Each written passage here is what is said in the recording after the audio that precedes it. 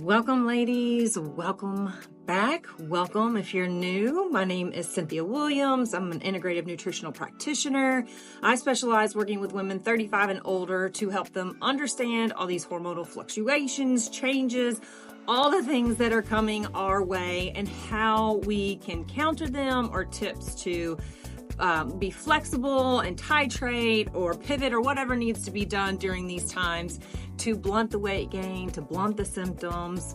And so today we are going to talk about sleep and how progesterone and estrogen affect the quality and the quantity of sleep, and then a few tips that you can try to integrate into your day-to-day to improve our sleep. So let's get started. Okay, ladies, let's talk about sleep and how sleep can either set us up to feel really good or really contribute to our symptoms and make us feel like hell and increase our chances of abdominal fat gain, which we already have a ton of other things working against us over the age of 40 and in those perimenopause years. So first thing to know, progesterone, as we're entering this perimenopause state, we have fluctuations in estrogen and progesterone.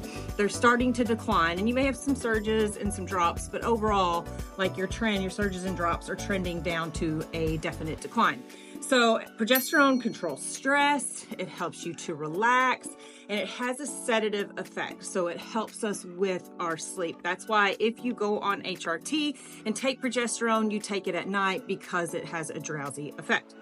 Estrogen helps us increase our REM, our rapid eye movement. That is our deep restorative sleep where we go into dreamland, our muscles go limp, and we do all of our recovery. It also assists with serotonin metabolism, which lets you just chill out. It decreases latency, meaning the time that it takes for you to fall asleep. And it decreases the number of times that you wake up in the middle of the night. So I would say that's probably the biggest complaint I get from women is they wake up repetitively through the night and they have a hard time going back to sleep, and estrogen is a big key player in that. It also helps to regulate cortisol levels. So this is a big one because the elevated cortisol levels due to that estrogen decline set you up for abdominal fat gain. Then if you couple that with terrible sleep, it's going to mess with hunger hormones, and it's just setting you up for this just terrible turmoil to be in. But we're going to talk more about that in a minute.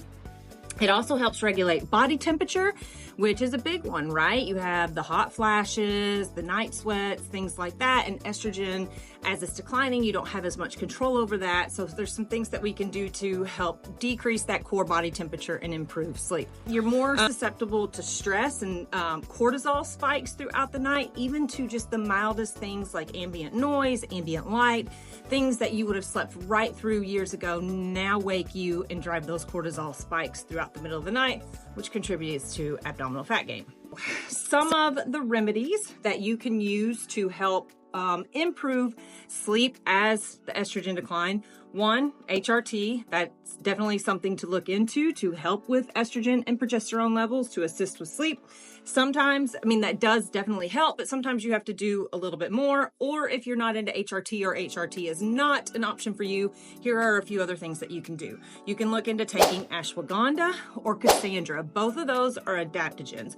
Adaptogens are plants that help to keep the body in homeostasis. They're very good for helping regulate stress, which will help with those cortisol levels, which will help you stay asleep throughout the night. So you can look into those. I will link my favorites below down in the description box. Next is cold tart cherry juice. Drinking about 4 ounces of this 30 minutes or so before you go to bed. One, you want it super cold to help lower that body temperature.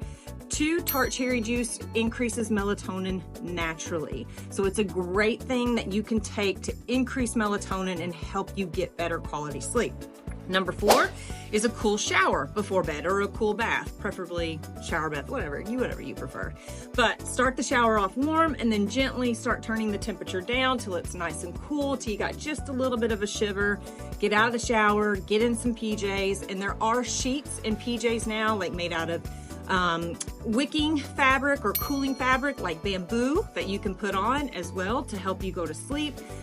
Next is shutting down all electronics 30 minutes prior to bed. So you really want to reduce stress mechanisms getting closer to bed, and shutting down all electronic devices and that blue light stimulus is a great way to get your body into that parasympathetic state. Eating, trying not to eat 2 to 3 hours before you go to bed. If your body is doing digestion or being forced into digestion close to bedtime, it's going to keep it out of that parasympathetic state, what's called our rest and digest state. It's going to keep you more in a sympathetic, that fight or flight, that elevated cortisol level. So you really want to try to keep food consumption, large meals, away from your bedtime as much as possible to help you get into that parasympathetic state. Big one is alcohol, ladies. I know many of you drink your alcohol thinking that it's calming you down, it's got a sedative effect, and it allows you to fall asleep. And that may work temporarily. You may drift off while you're watching Netflix on the couch, but in the long run and in the quality of your sleep, it actually works against you. It keeps you from getting into that deep REM sleep at that portion of your night, which declines recovery, and it is going to affect your hunger hormones the next day. The other part of it is while your liver is breaking down the alcohol in your body, you can actually go through a little bit of a withdrawal in the second half of the night, which can cause you to toss and turn.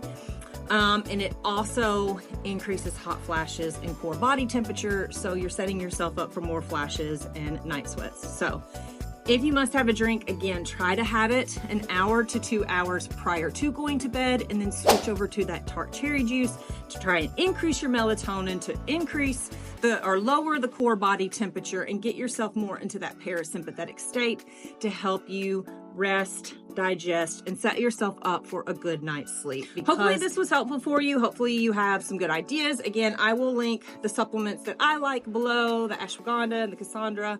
The tart cherry juice you can find at any local grocery store. Just make sure that it's organic and it has and it's unsweetened, no added sugars or sweeteners in it, just plain cherries.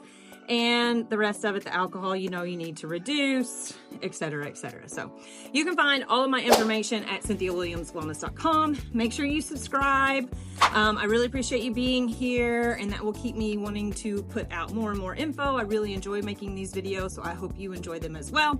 And I'll see you guys in the next one. Bye.